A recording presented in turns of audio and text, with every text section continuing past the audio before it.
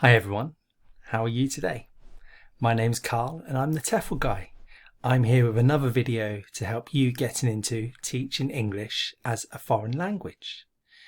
Today's video is all about preparing for the interview. Perhaps you've found a job, perhaps you've applied for it, you've sent in your CV or you filled in a form and now you've got a job interview. I'm going to go through a little bit now about what to expect from an interview, either online jobs, teaching online or face-to-face jobs.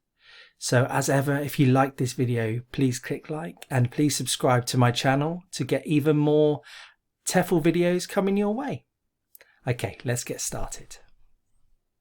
So first of all, what is a TEFL interview? The first thing to explain is that if you're going for a job where you're going to be teaching online, the process in terms of the things you will have to do is probably going to be different from if you're going for a job where you're going to go work in a classroom face to face. Okay. However, the face to face jobs are sort of catching up a little bit now since COVID times in terms of the stages you have to do to be more on par with working online. So usually in both of these types of interviews, either online or face-to-face, you'll be interviewed by a TEFL expert and generally a local staff member. Now, the TEFL expert tends to be either the director of studies of a school or the centre manager of a school, or sometimes it's the most experienced member of staff that the company or the school has working for them. So it's not easy to sort of say that when I say expert, they're not, someone that's written loads of textbooks or has, conducted loads of research. They could be, but they're probably just someone who has a few qualifications and has been teaching for a while. Okay. The local staff member tends to be there to sort of help out with any admin type questions or to talk through the visa process or anything like that. Usually, even if you're going to go work abroad, both of these are done via Skype or Zoom. Every job I've ever had where I've been in the UK and then gone to work abroad, or I've been in, for example, I was in Japan and interviewed for a job in Sri Lanka, those interviews were done over Skype. Probably nowadays it's done over Zoom as well. Online jobs usually have more stages to the interview, usually. And I'm going to go into that into a bit more detail in a minute. Face-to-face is usually completed in one interview. So you'd get your application in, you'd send your CV in, whatever the company wants you to do at the start, and then you just have one single interview. However, I am seeing now where companies, for example, you might want to go teach in Spain, but they still want you to do some of the things that that you are expected to also do in an online job. Okay, some of the stages. So one of the things you'll have to do to go work online, and as I said, it might also be if you're going to go work face to face, but this is very, very common online, is to do some sort of intro video to yourself. And the key thing to do here is to show your friendliness, show how nice and lovely you are. Basically, that's what they're really looking for. Okay. They also want to see your teaching personality. Now, most people, when they teach, their personality is slightly different or majorly different from their personality when they're talking to their friends. So it could be that you change your voice a bit. It could be that you're a bit more laughing and joking. It could be that you're a little bit more serious. So they're kind of wanting to see what your personality will be like when you're teaching. So do the intro video as if you're going to be teaching. Okay. However, they're not wanting you to deliver a lesson. They're basically wanting you to talk about yourself and why you want to get into TEFL or what you've done already in teaching English as a foreign language. Some of my tips here is to not talk too quickly, first of all. A lot of the times people get a bit nervous in these intro videos and they can go at them 100 miles an hour and try to cram as much as they can into 2 minutes and end up talking too quickly, and they become quite difficult to understand and they lose their voice, this kind of thing. So don't talk too quickly if I was you. Keep yourself to a nice pace as if you were talking to a class or explaining something. Make sure you are easy to understand. So sometimes and you'll probably notice in this video, I slip into my London accent. What you want to do is try and have quite a neutral sounding voice. So if you've got quite a strong accent, try to work on reducing that. And sometimes talking a bit more slowly can help with that. Make sure that you're easy to understand. It's really key part of the intro videos. Grade your language a little. So you don't have to talk as if you're speaking to an absolute beginner, but do sort of pitch it at an intermediate level. So don't try and use too complicated phrases or words. Try to make sure you explain yourself nice and slowly and clearly, basically. If you don't know what to talk about why you love teaching, or if you're new to it, talk about why you think you're going to love teaching, okay? Talk about the nationality you will be teaching if you've also come a bit unstuck and you don't have much to say about yourself. If you're going to be teaching Chinese students, talk about why you want to teach Chinese students. Talk about what you realize Chinese students are going to be like, basically. Do some sort of research on this. So you might also need to do a live lesson as part of the interview process. So the company will get, either it will be the people who's also asking you the questions, which can be a little bit awkward, or it can be they will wheel in a couple of students and you have to teach them, or just one student. Okay. Now they will tell you this in advance. Okay. Keep it simple. Don't try and teach too much. They are basically here looking for you to know the basics of how to teach. So they're looking for aspects of teaching such as being able to, the structure teacher to student. That means the teacher explains or the teacher asks the students to do something. Then student to student where the students actually do it together. So if you set them a task, they work together to do it, and the teacher's not really talking too much. And then the students then tell the teacher what they were doing, or tells the teacher what the answers were. The teacher checks the answers at that stage. So they're looking here for basically low teacher talking time and high student talking time. So basically what they're saying is you've got to give the students a chance to talk. Whether you're doing kids or whether you're doing adults. Give a chance for the students to do something. Now, maybe with kids it's less talking and maybe slightly more writing. It could be. Try and get some speaking activities in there. But the key aspect is that you don't talk too much and the students talk a bit more. Try and do some sort of simple error correction. So if these students that they've put in front of you are almost perfect, try and just pick out one or two things they do to try and error correct. So it could be a grammar mistake, it could be a vocabulary mistake, it could be a pronunciation mistake. Don't do too many, but try and do at least once or twice in the live lesson some sort of error correction. And be able to explain something or some vocab or some grammar. So be able to explain, if it's a cultural point, you've got to be able to explain it well. If it's some new vocabulary, can you explain that? If it's a grammar point, can you explain that quite simply? Remember the level that they're going to tell you is to pitch it at, because grammar teaching past simple to elementary level is different from teaching past simple to upper intermediate level.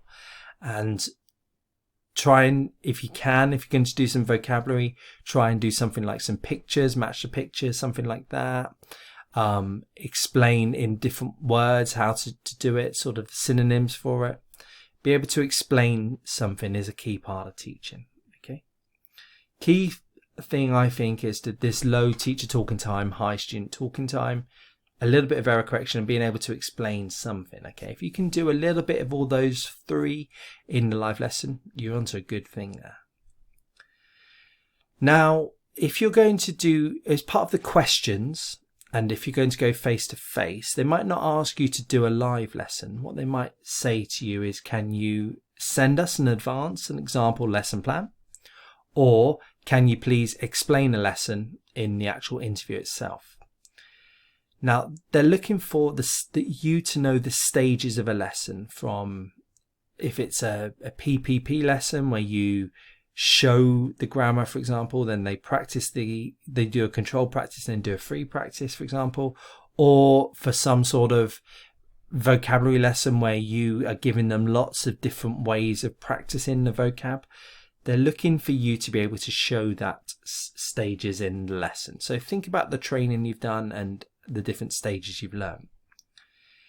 Change it for what they want. So if they're doing kids, if you're going to be teaching kids, probably you're going to have more activities. If you're going to do business English, for example, you're probably going to have less activities where you go into more depth. So change it for the sort of job that you're applying for, or what they want, basically. Keep to the theory of your TEFL certification. So don't try and do something crazy in this example lesson or explainer lesson. Just keep it simple and think about what you learned in your TEFL certification. Try and show some basic timings when you're explaining it. So say, this will take 3 minutes, this will take 4 minutes. Or if you're showing in the, if you send them a lesson plan, make sure you show that this will take 5 minutes, this will take 7 minutes, whatever it might be. Try to show one input and one output skill. So if it's kids, is there a simple reading you can do and then a simple speaking activity? If it's adults, could it be a listening that you do? I mean, you could do listening with kids as well, but just some examples here. Listening and then some sort of writing activity. So try and keep it so there's something going in and they're producing something as well. Companies love pronunciation. They really, really love that you can teach them pronunciation. So try and show that a little bit in the lesson plan, or when you're talking through lessons, say this is the stage where I would teach the pronunciation of this sound or these words. Okay. Here are some example interview questions, and I've put there they might come up because who knows? Hopefully they will. So very, very common one is, how would you get a group of Italian, Chinese or Korean adults, straight children to talk more? So if you're going for a job in Korea, they'd ask you, how will you get Korean students to talk more? Google is your friend here. There's loads of speaking activities you can do. All right. Tell us about your experience is another one. And obviously you might have loads of TEFL experience. Fantastic. If you don't have much TEFL experience, talk about what you've learned on the course. Try and think of any other time in your life where you have helped teach something. It doesn't have to be English. It could be you've taught some training in a previous job you've had. You volunteered somewhere, or you've given a presentation about something where you've been public speaking maybe. And it's okay there to say, I'm newly qualified. I don't have much experience, but I'm hoping my experience in this will help, blah, blah, blah, blah, blah. Or when I've done this before, blah, blah, blah, will help.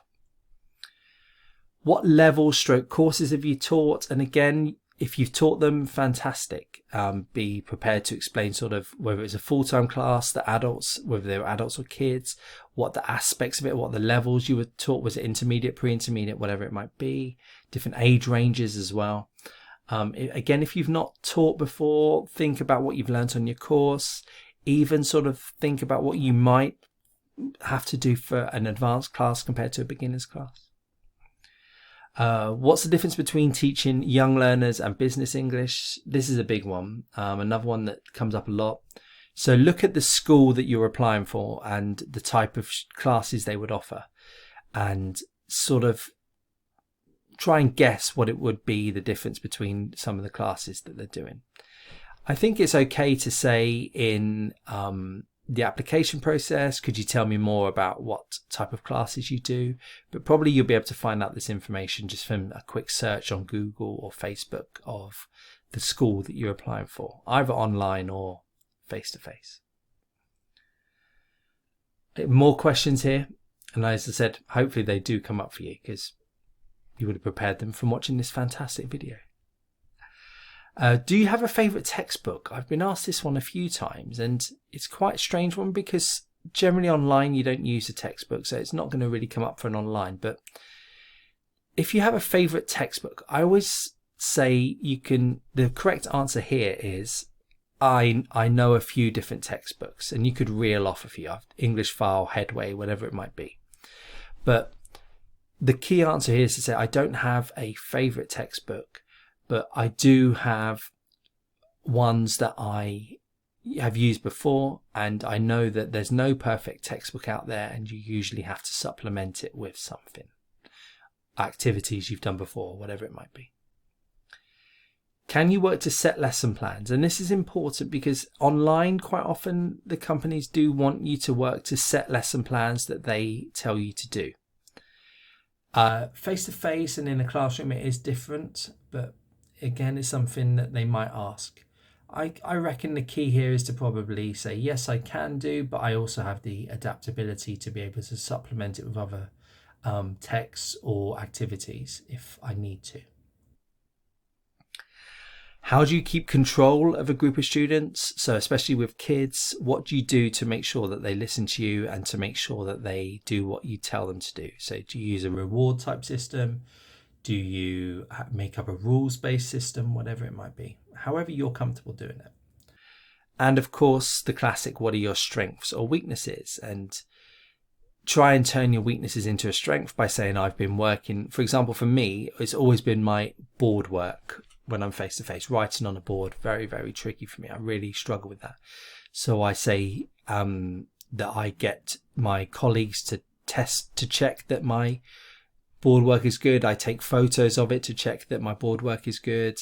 I clean it up as I go. I plan my board work, whatever it might be. Strengths, for me, it's always my willingness to be happy and friendly in the class. But again, of course, it totally depends on you. What do you want to do in the future? And this could be, I want to manage a school. I want to run my own school. But it could be also be, I want to get some good experience teaching kids before moving into teaching business English, whatever you feel it might be. Try there to say, I'm planning to do a course in teaching business English or exams English, whatever it might be, in next year. Show them that you're willing to learn and adapt a bit more. Okay. So hopefully that's given you some ideas and some examples there. Please put in the comments any questions you might have been asked before in a TEFL interview, or if you've got any questions that you want to check with me, please also put them in the chat as well. And I read all the comments. I really love seeing them. Thanks very much for viewing this video. I hope you enjoyed it. More TEFL videos coming soon. I'm Carl, the TEFL guy. I really want to get people into teaching English as a foreign language, and I hope to see you all again soon. Bye.